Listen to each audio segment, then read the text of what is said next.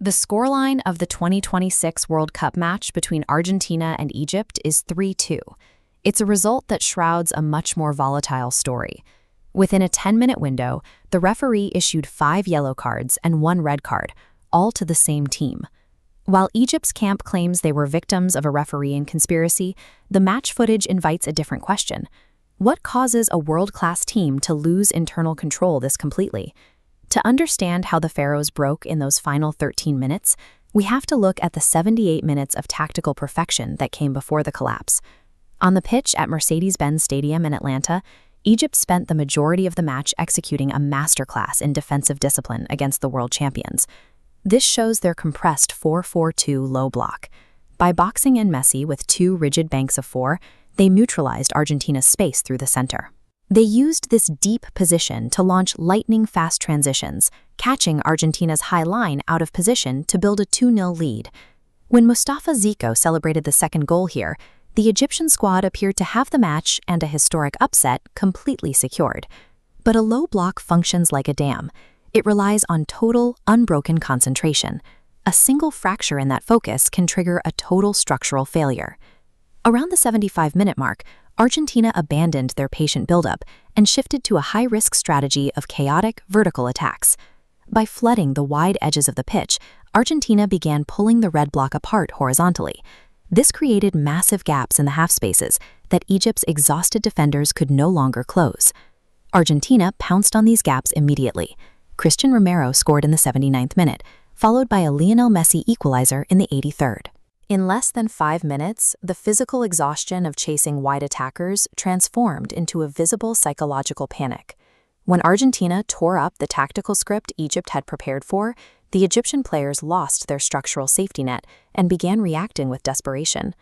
The final collapse began in the 2nd minute of stoppage time, when Enzo Fernandez headed home the 3-2 winner. By the 93rd minute, the Egyptian focus had shifted entirely away from the game. Goalkeeper Mustafa Choubert received the team's first yellow card for aggressively hounding the referee. 1 minute later, Hamdi Fathi was booked for his reaction to an uncalled shirt pull during the previous goal. In the 98th minute, Marwan Attia earned a 3rd yellow card for a physical scuffle with Lautaro Martinez. The situation reached a peak in the 99th minute when the Egyptian coaching staff stormed the 4th official, leading to a red card for the bench. Even after the whistle, the volatility continued, with Haitham Hassan receiving a final yellow card for chasing officials off the field.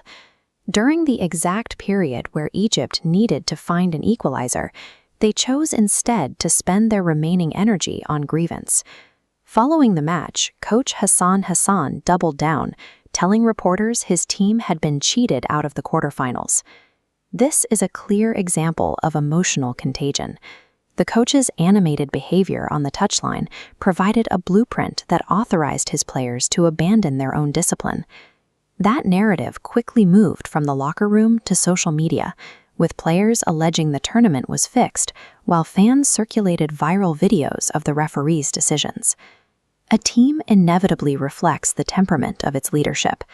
By losing his own composure on the sideline, the coach validated the meltdown on the pitch. When we map the disciplinary cards against the tactical shifts, the results suggest a failure of internal discipline rather than an external conspiracy. Argentina faced the same pressure, trailing by 2 goals for nearly an hour.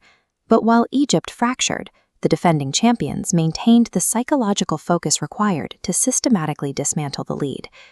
The tragedy here is the irony.